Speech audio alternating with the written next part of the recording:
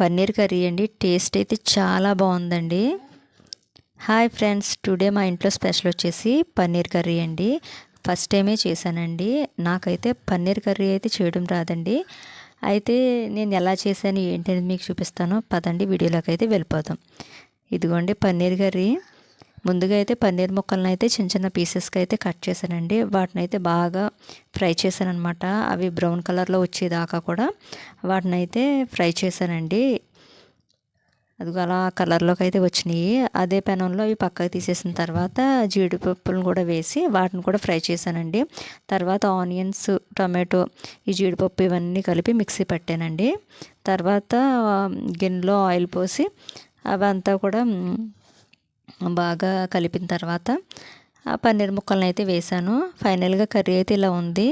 Taste అయితే మటుకు చాలా బాగుందండి. ఫస్ట్ టైమే చేసినా కానీ.